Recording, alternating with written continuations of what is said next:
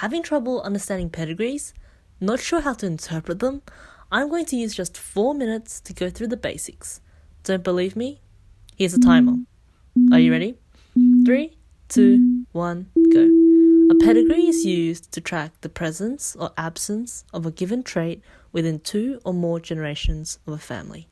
A typical pedigree chart would have squares to represent males, circles to represent females, and shaded shapes if an individual is affected with a given trait.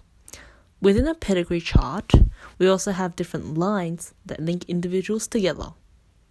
Horizontal lines represent marriage, vertical ones mean descendants, and these link siblings together.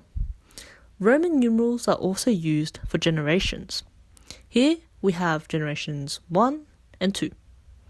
Pedigrees track simple gene traits, including autosomal and sex-linked, that are dominant or recessive. The focus for today is autosomal.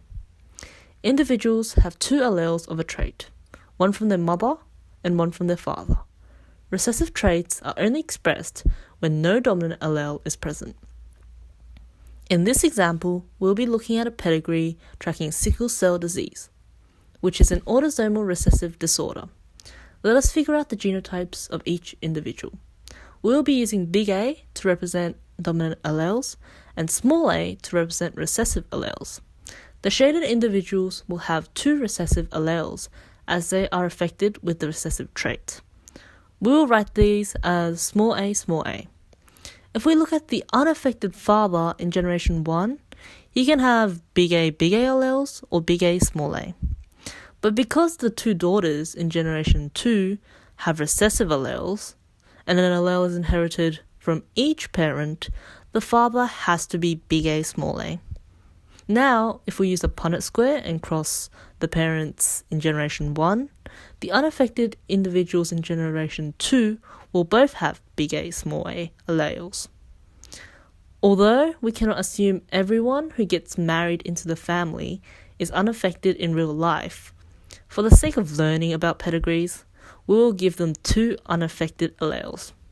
This means that both married males into generation 2 will have 2 big A's. Now, children from generation 2, individual 1 and 2 will be carriers, whilst the children from generation 2, individuals 5 and 6 can either have 2 big A's or big A, small a alleles. Now let's see what happens if the trait being tracked is autosomal dominant. This one shows individuals with brown eyes, which is a dominant allele to blue. Individuals who are affected only need 1 dominant allele. Let's use the letter B this time. Can you find what the genotype of each individual is? Pause the video, give it a go.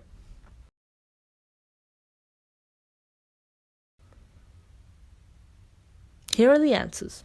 Everyone who is unaffected have 2 recessive alleles. The affected father in generation 1 can be 2 dominant alleles or 1 dominant, 1 recessive. I mean, 1 is more likely, but it's good to know that both are possible. The descendants will all have a dominant and recessive allele. So will the male in generation 3. I hope that has cleared some things up and any issues that you were having with pedigrees.